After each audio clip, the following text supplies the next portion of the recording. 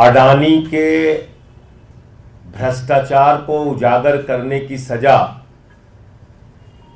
मुझे 6 महीने जेल के रूप में मिली। और आपको याद होगा कि देश की संसद में मैंने नारा लगाया था प्रधानमंत्री जी के सामने कि मोदी अडानी भाई भाई देश बेच के खाई मलाई। क्योंकि 18 महीने पहले हिंडनबर्ग की एक रिपोर्ट आई जिससे पूरा देश और पूरी दुनिया अचंभित रह गए। वो रिपोर्ट क्या कह रही थी? वो रिपोर्ट यह कह रही थी कि दुनिया के तमाम घोटालेबाजों को इकट्ठा करके भारत से मनी लॉन्ड्रिंग करके अडानी ने हजारों करोड़ रुपए मॉरिशस में फर्जी कंपनियां बना के चैन चुंग लिंग, नासिर अली, इन लोगों के माध्यम से फर्जी कंपनियां बना के हजारों करोड़ रुपए लगाया। और उन्हीं कंपनियों के जरिए गौतम अडानी का भाई विनोद अडानी भारत में शेयर बाजार को बढ़ाने के लिए, अपने कंपनियों के शेयर को बढ़ाने के लिए, अपने कंपनियों के शेयर को ओवर वैल्यू करने के लिए, यानी वास्तविक वैल्यू शेयर की उतनी नहीं है, उसमें फर्जी कंपनियां बना के विदेशों से पैसा लगाया गया और शेयर का दाम बढ़ाया गया।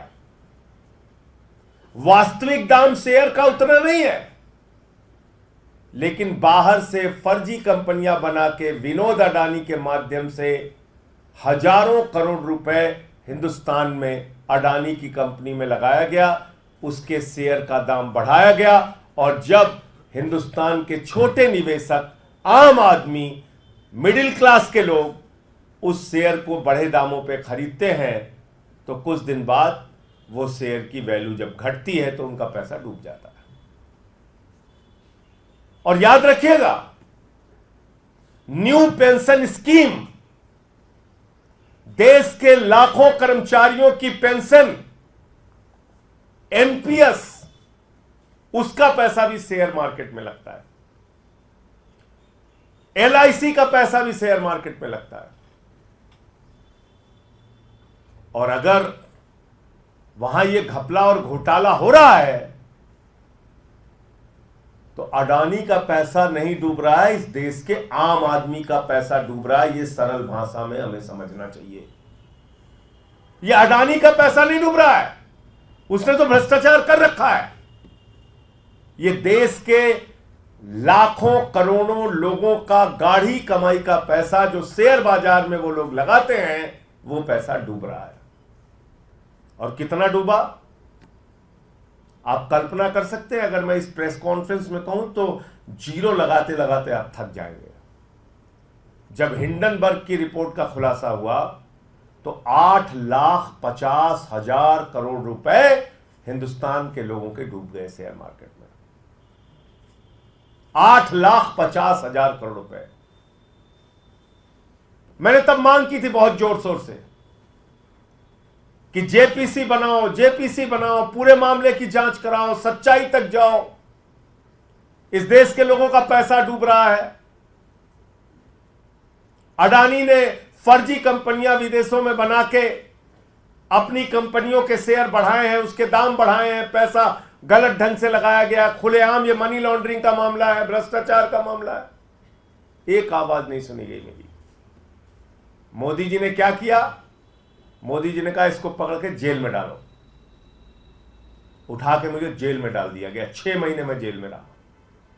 जुर्म यही था, मैं फिर दोहरा रहा हूं, वो नारा संसद में, मोदी अडानी भाई भाई देश बेच के खाई मलाई। और आज क्या खुलासा हुआ है? माननीय सर्वोच्च न्यायालय में जब मामला गया,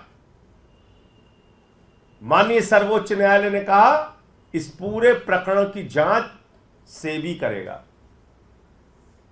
सेबी इस पूरे प्रकरण की जांच करेगा। सेबी ने अपनी जांच शुरू की, सेबी ने अपनी रिपोर्ट दाखिल की और 2023 के मई महीने में जो रिपोर्ट सेबी ने सुप्रीम कोर्ट में दाखिल की वो बड़ी हास्यास्पद है। आप सुनेंगे तो आपको मजाक लगेगा। सेबी सुप्रीम कोर्ट में कह रहा है कि हम ऐसे जुड़े 13 मामलों की जांच कर रहे हैं और ये कर रहे हैं वो कर रहे हैं, और बाद में कह रहे हैं हमें पता नहीं है कि कहां तक ये जांच जाएगी, ये एक दिशाहीन जांच है। हुजूर कुछ गड़बड़ी तो हुई है, लेकिन हम बता नहीं सकते गड़बड़ी किसने की है। क्या करिए सीबी सुप्रीम कोर्ट में, हुजूर कुछ गड़बड़ी तो हुई है, किसने गड़बड़ी की है, क्या गड़बड़ी की है, यह हम बता नहीं सकते, और यह जांच दिशाहीन है, अंतहीन है, किस ओर जाएगी, कब तक चलेगी, यह हमें पता नहीं। तो क्यों बोला सेबी ने? सेबी अध्यक्ष ने क्यों बोला ये? इसका खुलासा कल हिंडनबर्ग की नई रिपोर्ट में हुआ है। और वो क्या कहती है नई रिपोर्ट? कि सेबी की अध्यक्ष माधवीपुरी बुच और उनके पति धवल बुच ने लगभग $10 मिलियन उन्हीं फर्जी कंपनियों में लगाए हैं, उन्हीं फंड्स में लगाए हैं जिसकी इनको जांच करनी थी। यानी जिस भ्रष्टाचार के मामले की जांच सेबी अध्यक्ष को करनी थी,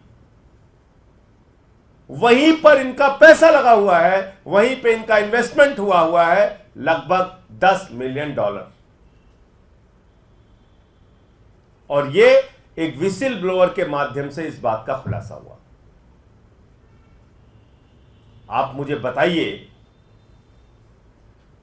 जिन कंपनियों के, जिनके भ्रष्टाचार के, जिन मामलों की जांच स्वयं सेबी को करनी थी, अगर सुप्रीम कोर्ट ने कहा कि आप जांच करेंगे इसकी, तो माधवी बुच ने क्यों नहीं बताया कि हुजूर मैं जांच नहीं कर सकती, क्योंकि हमारा मामला, हमारा पैसा तो और हमारे पति का पैसा तो खुद ही इन फंड्स के ऊपर लगा हुआ है,